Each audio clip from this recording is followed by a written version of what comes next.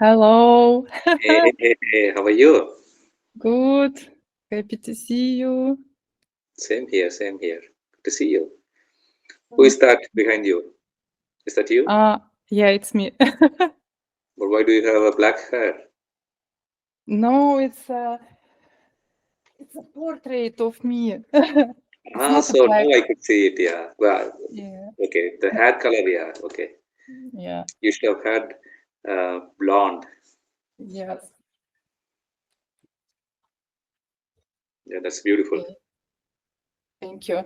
My husband made a gift for me. Don't tell me that he drew it.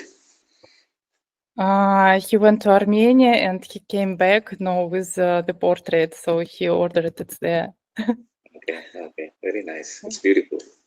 Yeah, thank you. Hello, Kumaran. Hello, everyone. Today I want to introduce you a really unique person. His journey began in a tiny town in India and stretched across thousands of kilometers through uncertainty, challenges, and courage into the world of IT and biotechnology in United States and Germany. This is not just a story about career or success. It's a story about moving through the jungle of life with wisdom, calm, and joy. We met with Kumaran during the Executive MBA program in best universities of Germany and France. And when I first time met you, you always smile, you make me happy every time I see you.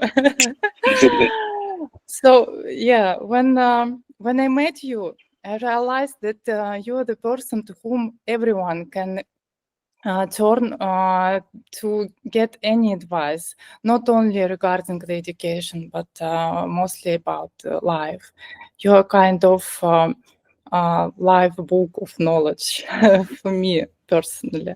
You have a rare ability, Kumaran, to stay grounded and wise in any situation, and to see life with deep inner peace. And yes, you also happens to be the best dancer in university. You're my dance king, Yeah, we had a really funny times together. So thank you, for be ready to share your journey with us. Yeah, thank you. I'm glad to having you today. Of course. Thanks a lot, Zenia, for this opportunity. Uh, I am very glad uh, to meet you in this forum, basically, to share my journey. Um, but first of all, thanks so much for keeping myself in your mind for this particular podcast. And hello to you and all the viewers. I'm not sure how many of them from where they are connecting or they will be connecting and watching this. I hope to provide through sharing my journey. I hope to provide at least some useful information to people, one or two people, even if it is for one person. I would be very glad. And thank you so much for all your kind words, whatever that you have mentioned about me. I'm not sure if I deserve it, but yeah, hey, thank you so much. Where can I begin? So, for me, every human is an independent timeline, and each of our journey is unique in its own ways. It is different. So, we experience life, we encounter the events, we encounter the scenarios in more unique ways. We make decisions, we create relationship, we destroy relationship, we encounter challenges, we face problems, we run away from problems, we try to solve it all in our own unique ways. And these unique ways, I feel, is a journey, and it is a never-ending journey because sometimes you learn, sometimes you win, sometimes you lose. But important thing is in this journey, in this timeline, I personally feel that um, we are shaped. Our journey is shaped by several factors. It could be our culture, It could be the environment in which we grew up, in which we were born and we grew up in an environment where we work. It could be from the perspectives, exchanging perspectives with people. I share something, you share something, I learn from you, you learn from me. It's from the decisions we make. Some decisions may be great, some decisions may be very poor. It's from hurting people. It's from understanding that we hurt people. It's from loving people. It's from understanding that we tend to love some, more, and etc. So that's how our journey is shaped. That's how we learn. And even though the paths are definitely unique, some of the experiences we encounter are kind of similar. We might be put in the same situation, but because of what we have learned so far, might push us to make a decision that might be literally different from somebody else's decision in the same situation. Saying that, like you mentioned, my journey, it started in a very small village. It's not even a town. I was born and brought up in the southern India, basically, southern part of India, in a joint family. We lived in a small house. My grandparents lived in a hut, basically. And this, the village, 95% of the population, they were and they are still doing agriculture as their main occupation, which means that it's not only we have to live with people. We reared cows, buffaloes, goats, chickens, hens, and whatnot. Those were part of our lifestyle. The reason why I'm bringing that is, you also always, it's not only, the learning will not only happen from the human exchange, but also with the nature, with other animal form. From my perspective, when I see that there is a cow that's creating some noise, here my grandparent, my grandmom would know what that noise really means, and she would take some action based on the call from the cow, or the buffalo, or the goat. So that's how we are shaped. Our journey is shaped. We learn something, saying that in terms of distress, I know that I have to shout like a cow to gain some attention.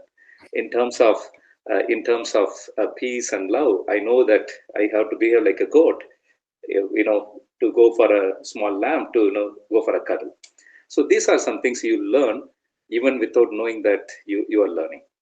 So in this village, yes, every other household, we used to have some or other animals.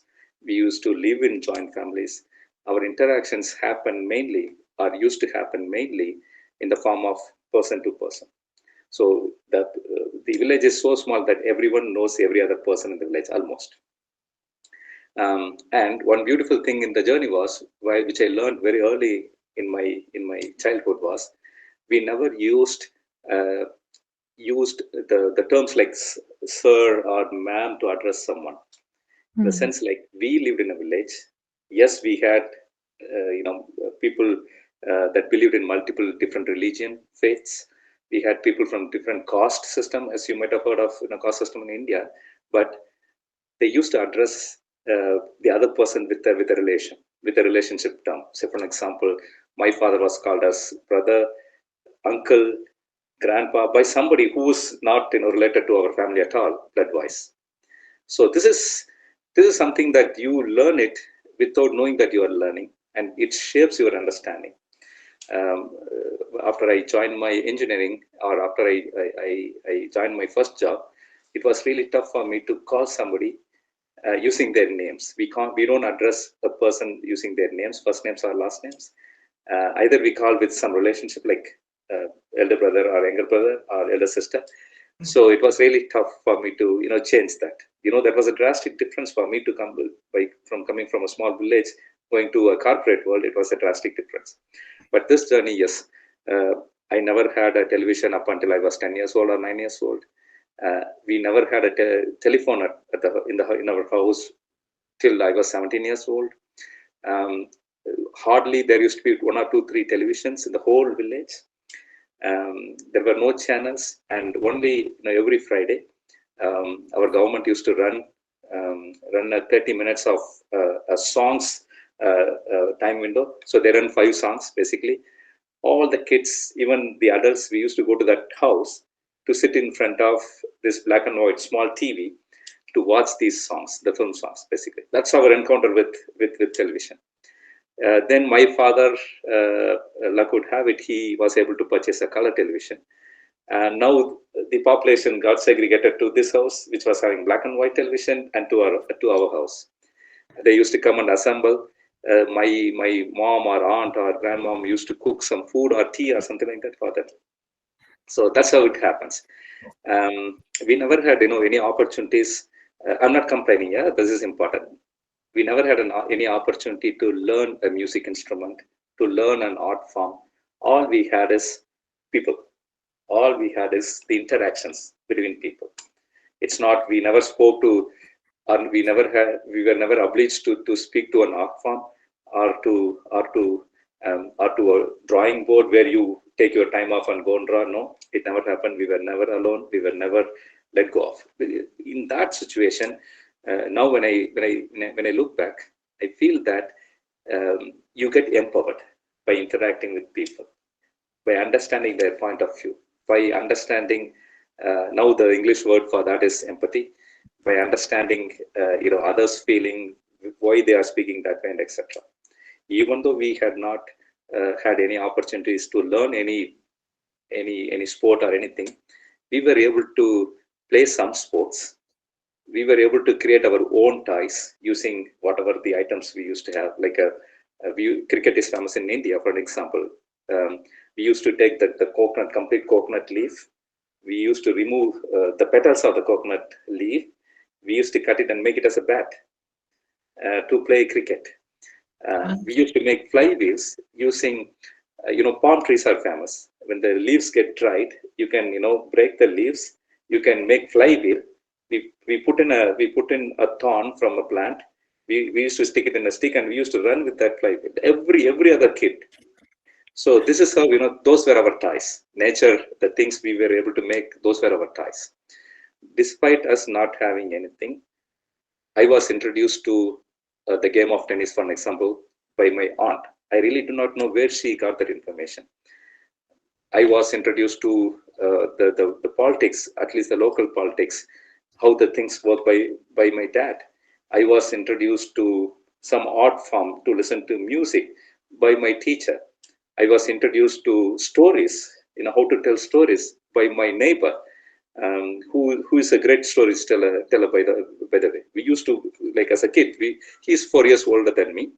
As a kid, we used to always go to his house, and he used to have a parrot. The parrot calls my name. It calls my name, and he knows that, okay, these people are coming. He would be ready with the story. Those were our bedtime stories. So you see, the exchange never happened only within the house, but outside of the house. The politics where we had few tea shops where we go and drink tea during the daytime. I like small coffee shops here in a fancy world. The politics were discussed on the benches of the tea. We used to have benches to sit. The local politics, world politics, and when you cross those tea shops, you learn something from these people. So we were taught without knowing that we are being taught, by the experiences of others, by our own experiences, and our thought process are being fine-tuned. Some were great, some were good, some were wrong. We evolved, basically. That's how the journey goes on. From there, like, I studied in a matriculation school. Even though English is the primary medium, we never spoke English. We spoke our own mother tongue, even in the matriculation school. But somehow we got introduced into English. Then my journey from there moved from the school age to the college age, where I have completed my engineering. I studied in a city. Engineering, it's a different culture altogether, the city culture, where you get a lot of opportunities for you to explore, exploit in wherever you go. Then I joined in a corporate world. That's again the next step, where you learn something that is coming from the outside of India, from Western world, from the Far Eastern world, and from different culture and perspectives. From there, like you were trying to put, I moved to the US, another opportunity that I got. I worked there, stayed there, lived there. I got married during that time period. From there, we moved to Germany. Again, altogether different culture, different experience and exposure for me. And if you see this graph, from here I moved to there. I'm now in the middle. Probably one day I might go back to my country. So the journey it's a circle. That's how, that's the anomaly of it. it's a metaphor. Life is a circle. You learn all the way. You try to influence something for your own benefit, for others' benefit. When you become mature, you try to influence certain things for others' benefit of others. Then the cycle gets complete. But one important thing is whatever you learn or whatever I learned from in my journey as a kid, that is like etched in stone, because that is the early learnings. Like when the brain gets developed, scientifically speaking, all these memories gets etched. Say for an example, in one culture, beating kids to make sure that they are disciplining the kids by beating may be wrong in one culture, it's right in another culture. So this is a learning for me basically. So when I have to see, because my experience might be different than the other's experience. Now I need to, when you run a family, I need to blend this experience, try to understand the situation empathetically, try to bring in all the experiences on how to handle, because in one situation, there may be you, there may be your spouse, there may be your kids, there may be your neighbors. Each one of them is different. You are not alone in this world. And you need to make sure the one single piece of information that you provide caters to all their perspectives. Because we see the world based on our experience, based on our perspectives. We don't see the world based on somebody else's perspectives naturally. Somebody else's maybe experiences. So that's why we need to, these experiences that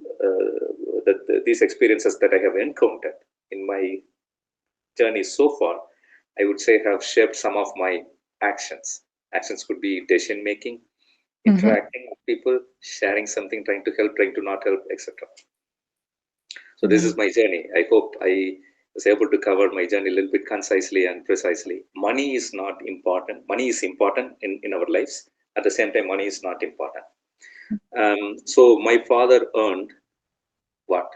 At the time, 10 euros per month. With that 10 euros, my mom earned probably 10, 15 euros. Together, total household income was 25 euros or 30 euros in the current 30 euros.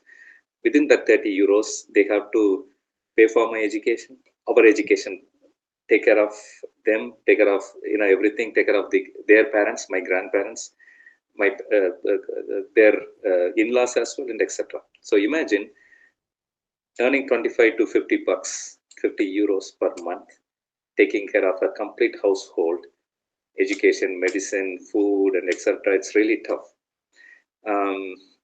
economically, I would say. And there were families at the time, they earned lesser than 30, 40 bucks. There are families, very, very less percentage earned more. Okay. But no matter what, when I'm coming from school, when I was hungry, right? Because as a kid, you feel very hungry at the end of the day.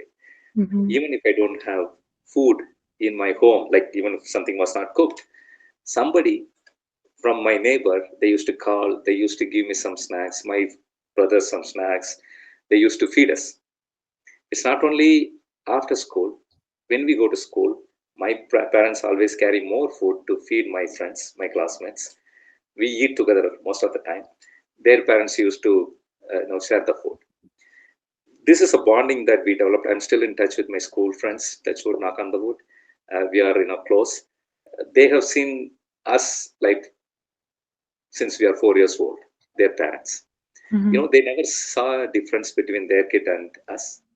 Neither us have seen any difference between our siblings and them, because it is a love, it's a bonding that's created by the naivety of these people who never who put love and affection more than anything else. They haven't seen any difference whether this guy is wealthy or not. Okay, so this is one of the experiences. Now, when my grandfather passed away, there was a huge expense. My father has to take care of it.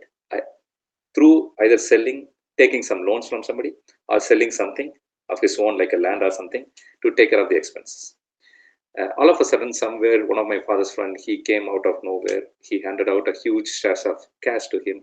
He didn't even ask any other word, like when you repay, what is the interest and nothing. He didn't have that conversation. But the conversation he had with my father was, here is the money. Don't go and ask around. Just spend whatever you needed from this. If you need more, come back to me. That's all he said.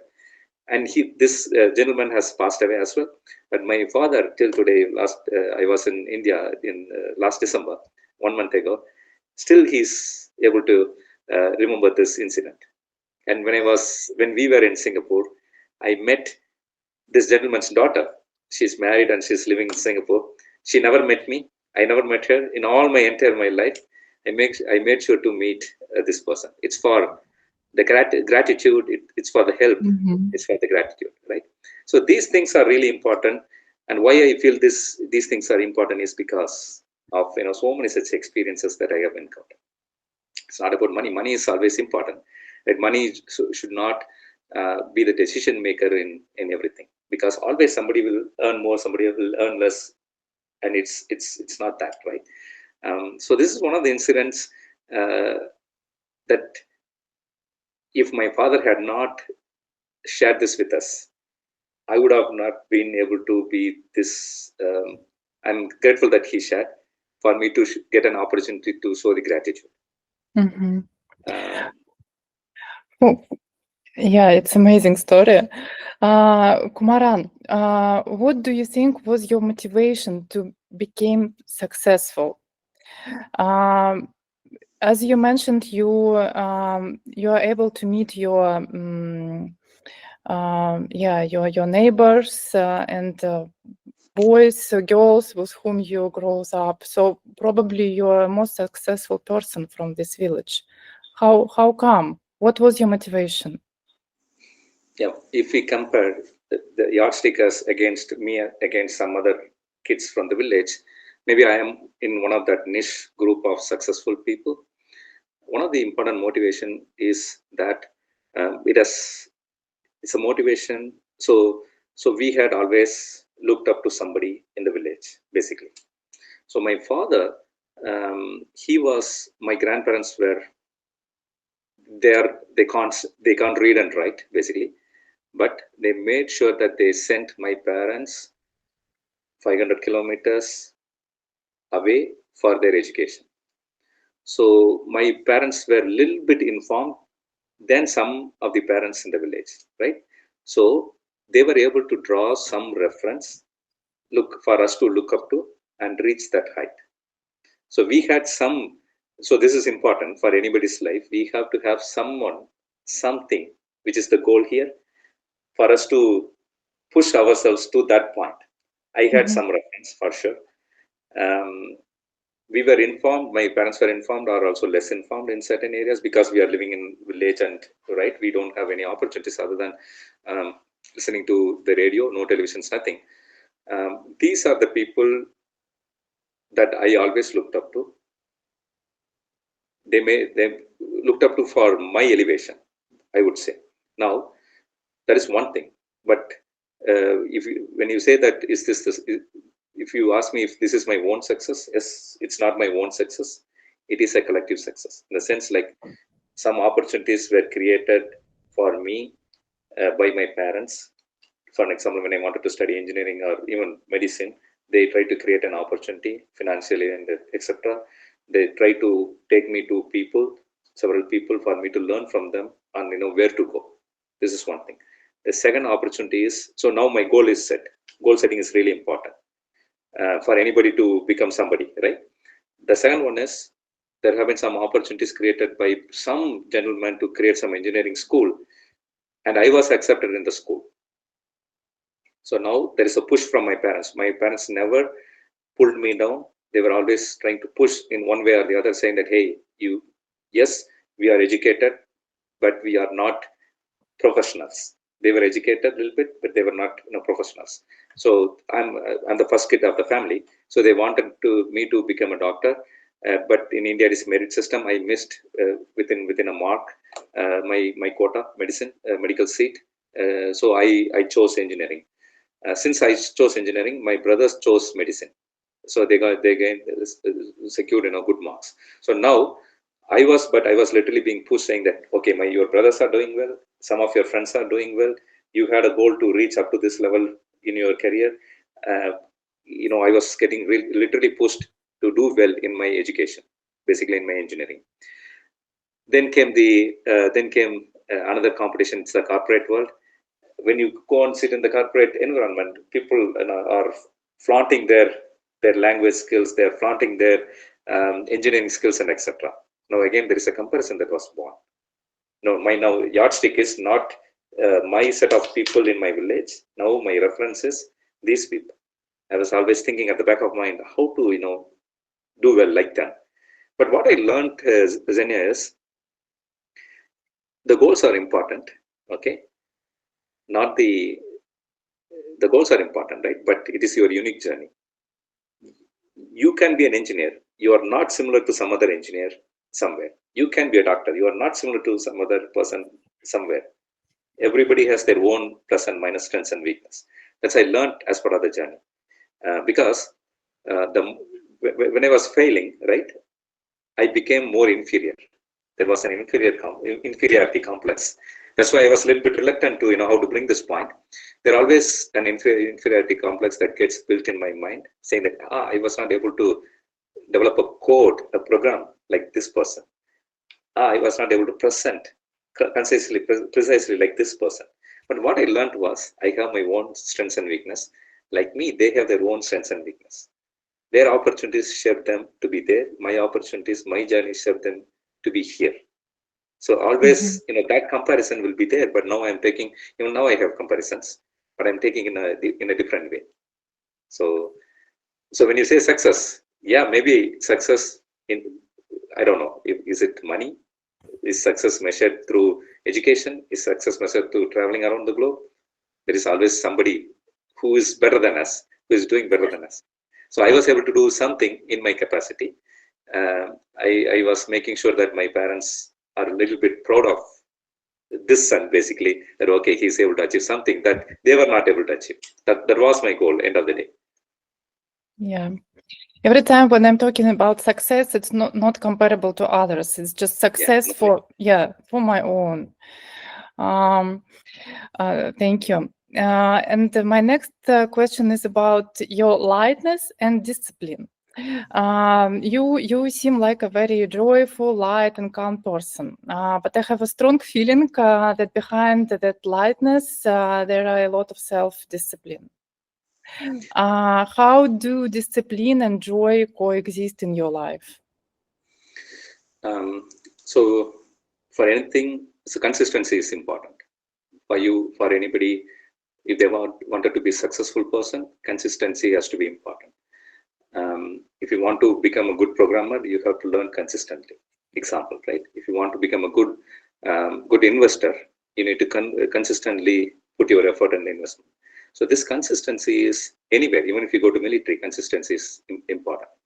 So whatever you do, even right from waking up early, going to bed early, trying to fold your sheets, make your bed. If you want to cook something, there has to be some consistency. It's like driving. Driving. You drove car for some time, and you are not driving for 5 years.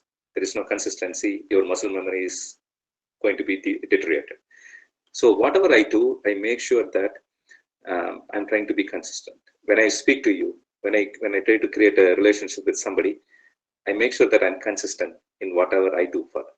Because for me, without being consistent, if I say something now, if I do something now, and if I don't do something later, there is no discipline in that. When the consistency breaks, your discipline breaks. And okay, so when you become disciplined physically, mentally, right? I know there are people who reads every night. There is a discipline to do that. I can't do that. There is no way that I can do it. It's a habit, right? That habit, it has become a habit because they were very disciplined in doing that. Okay, I will take my book at 9 o'clock or 8 o'clock in the night. I will read 10 pages. That's consistency, and it elevates the discipline. Now, discipline is a bigger term, right?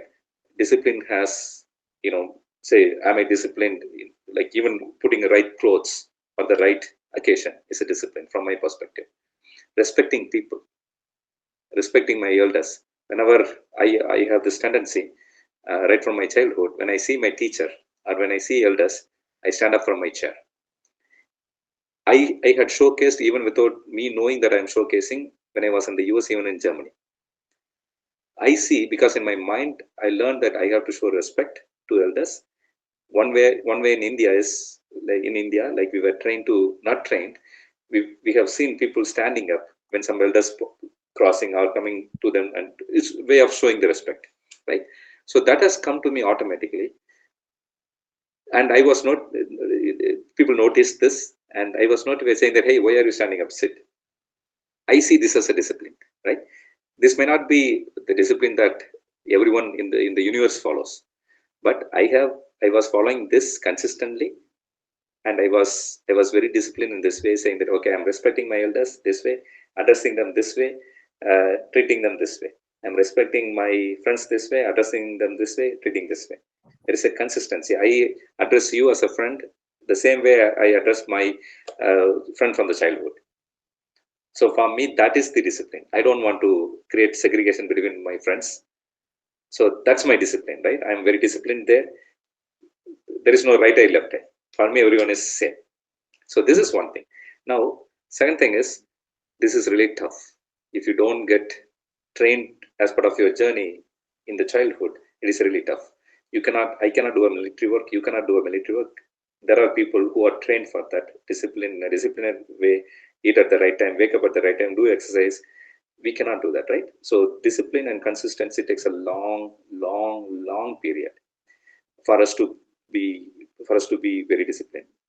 This I understand, because everyone has their challenges, pains, and etc. So that's where the empathy comes into picture. That's where I see that whenever I see a problem, whenever somebody suffers, I always try to cheer them up, because I know that it's a passing cloud. That problem is a passing cloud. So that's why I try to retain that positivity. Because of retaining the positivity, I think there is a joy that comes with it. Because of the joy, I try to understand people empathetically. Try to go. It's not for my need. Yeah? I don't want to be the problem solver for my own self, but I wanted to try to help the others so that they can easily solve the problem. And I wanted to try to see that smile, because life is a journey. It should not always be the problem for everybody. There has to be some joy in it, and I try to use some opportunities, try to bring some peace and joy in others. That way, I guess I'm finding my peace and joy. So it's being selfish by acting selfless. That's how I try to put it. Okay, great. But I'm not Mahatma, This is because of all the opportunities and etc. I'm not anyone. Big people, there are better people than me. This is my experience. This is how I handle. Today we're talking about your experience. For me, it's quite useful. And recently we discussed partnership relationship. And that it's not so easy to have a long-term relationship in a family, with like a spouses. And you told me a really good thing that I used to use for last several years. First, before you say something. And that, that started me, let's say, to start to control my emotions. Because before marriage, I never thought about that.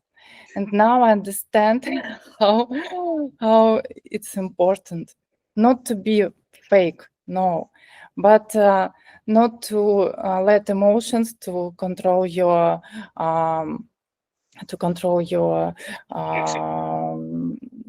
yeah.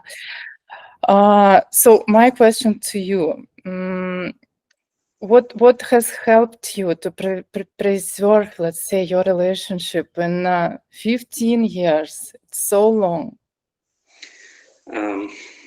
I guess you need to understand, probably I will share something. So my marriage is an arranged marriage. I met my wife only just before my marriage. Okay. So it was an arranged marriage. We were never in a different, we were never a boyfriend girlfriend type of relationship. We never knew each other for such a long time. So a stranger is trying to marry a stranger. That's how it started. Now we are, knock on the wood, 15 plus years. Every marriage, from my perspective, my experience, has its own share of fights, its own share of lovable moments, its own share of experiences. Every relation. It's not only the marriage, every relation, especially when it comes to marriage. And when marriage is taboo, when going other way in a marriage is a taboo in India, especially. There are social pressures and everything that I cannot explain it here, but in India, when you are married, you are born for the life, the whole life. Divorce is a taboo, or taking a boyfriend-girlfriend relationship is a taboo, and etc. So India is one of the countries where arranged marriage is prevalent, even now, even these days. But I got married 16 years ago, and I'm the first kid, and my wife is the first kid from her family. So again, as I mentioned, there always used to be somebody we will look up to. So I looked up to someone. So now we know that we would be looked up by somebody else in the family, some youngsters, right? So my wife and myself, we were very clear that we should not do take some miserable steps or do some mistakes. Even if we do some mistakes happen. No human is perfect. We will have to come and correct. So from my perspective, any relationship, now marriage, but any relationship is about adjustment, basically. Like you were trying to put, now listen, actively listen. When the emotions pump up, the emotions come through our words, because words hurt more than anything. Try to put a blocker to that particular word before it is spitted out of your mouth. So you need to adjust. Over the year, right? There will be ego that would come out, because our emotions, for us, our emotions are very valuable than somebody else's emotions. Anywhere, in any relationship. When I fight with my kid, her emotions, my emotions, when it's not two people fighting, it's the emotions that fight, and we try to win over others' emotion. The making and breaking of relation happens because of the fight of the emotion. So now we take a step backwards, try to see, or at least that's what I learned, try to see why they are trying to say this way, why they spit their words in this way in a fight, right? Fights definitely will happen. It has to happen in a marriage, between couples, any relationship. That's how you evolve. Like when you learn something from success, you will learn more things from failure. You will learn something from those lovable moments. You will learn more things, more mature things through your fights. Because after fights, you will have to sit together, try to give your ears to the other person. It was really tough for me initially, because I was not. Maybe I was male chauvinistic. I don't know, or maybe my ego. I was having ego. I don't know. But it's really tough to listen to other party, because your emotions always say that you are right. Even if it is your wife, even if it is your husband, you won't say that. Okay, they're my husband, they're my wife. My emotions, I'm always right. So that's a mindset we get because of the emotions. You will have to you cannot solve all the problems in a marriage. That's when the adjustment comes in. So listen, yes, fight, for sure fight, but try to listen to the other party after the fight is over. Why they have been behaving this way, saying this way, and etc. Listen, actually listen. Okay, maybe it will be tough initially. After 50th fight, maybe we'll try to listen. Then try to adjust. You know that you are right in that moment, but you have to adjust. By losing, you are winning by saving the relationship. That's how I always see it. And your bond gets stronger and stronger every day after every fight, with all those whatever it is they're learning. Now there is a family. When you are building a family, you bring kids to the world, right? To the universe. So they should be given. We have to think, like many are saying, what I'm going to leave for my generation. One thing we have to leave for our generation, from my perspective, is how to save the marriage, save that relationship. Because kids always think this way. I have seen that kids think that, okay, the parents have to be together. They feel motivated, and the parents act as parents, keeping themselves together. From my culture, I'm speaking from my culture, right? I'm not saying this is right or wrong. Keeping together even after fights, because that's a drastic moment. The kids learn something from that. Mhm. They get motivated. They get empowered because of this. Mhm. And if the parents go away in the different directions, then kids get demotivated. They have a different look out to the world. Very early period, right? I also follow a small technique of trying to explain why in some fights, right? Why I fought with my wife or why she fought with me. We try to explain that to kids. They might not understand initially, but over the period they try to understand. Mhm. Because if you only show your good side in the relationship to the kids, when they get married, when they are in a relationship, if they see a bad side, if they experience a bad thing, right? Bad experience, they won't be able to withstand that. So the kids Mhm. have to see you fight. Also, the kids have to see how you reconcile. And the kids also need to get some learnings out of it. Yes. That's how you pass on that for the future generation. So yeah, 15 years, I'm knock on the wood, and it will I will, we will travel, me, my wife will travel this journey together for sure. But it's more about adjustment, because in India, especially in India, the marriage is not between a guy and a girl. It's between two families. It's between two Mhm. villages. So social setup. Lot of pressure, especially when you are first kid. If I married, for an example, if I married some person from a different caste, I'm already out of this complete community, the social setup. My grandparents, my parents built for us. So this is a pressure that a kid at that time, 15, 16 Mhm. years ago, we were undergoing. Even still, there are more people undergoing such things in India. So that's why I said that in India it's a different world. So that's why we went for arranged marriage. Then after the marriage, we started to love each other. We started to know about each other. We started to assess about each other automatically through the scenarios. But my wife, I have to give it to her. She always pushed me to have a conversation. She pushes me to have a conversation, especially in the fight and etc. Initially, I was pushing back, and I'm Mhm. trying to share this information. Initially, I was pushing back. She never stopped from doing that. At some point, I started to get into a relationship in a more. So I started to get into a more conversation phase. Mhm. When the conversation happens, you understand your spouse better than anything else. It's the experience, right? So that conversation is important. Adjustment is important. Conversation is important. Learning from that and passing on to the next generation is important. And these are Yes. three, I would say, key things. I guess, especially in Indian arranged marriage, we need it. Yeah. Yeah.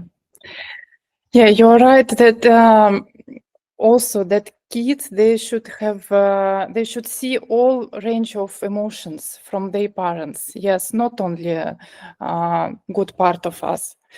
Yeah, that's right. They have to see it. Also, they have to be taught, saying that why we fought. What is the Yes. reason we fought?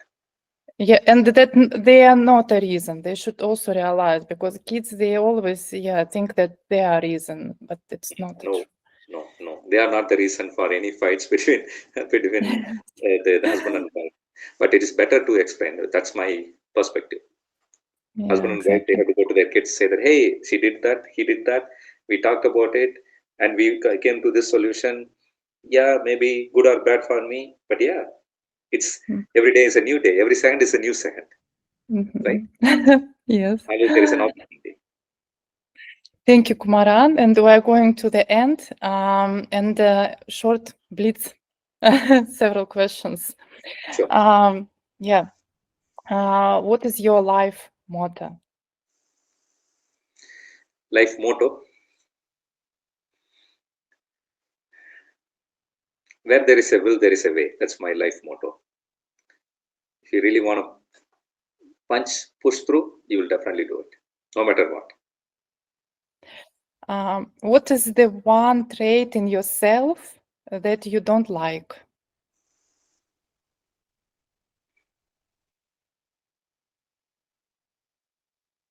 Sometimes I So I think I take actions quickly. Even now, I guess that brings some negative, that has in the past brought some negative consequences for others as well. I need to change that. Quick action is not always a winning formula. Okay. And in others? I cannot be judge of others, and I don't want to, take that route. Don't judge, just one trait. One trait I see is, we have to be very careful with our words wherever we speak, whatever we speak. The words make you feel something, and the feeling, not the words, they will remember. How you make them feel about you, that will be etched in your mind and heart. But the starting point is the words. What words we use is really important. Yes. What does ideal happiness for you personally?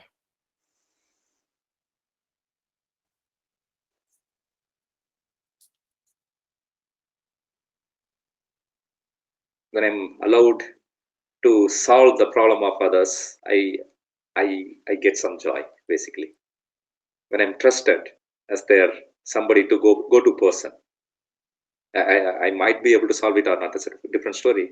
But when I'm trusted, when they think, I go any extent to support them. I have been doing this for such a long time now. My wife, as a compliment and complaint, she used to mention that. But I see, because I get energy from that. It makes me happy. Yes, great. Thank you so much, Kumaran. Shit, Zenya. Yeah, it was a real pleasure to have Same here. you. Yeah, same here. And thanks so much. It's really exciting thing that you are doing. Thank you for this conversation. Yeah. Thanks for listening. Thanks for the opportunity. And I wish you all the success, and everyone all the success and joy. Thank you. Bye. Thank you. Bye-bye.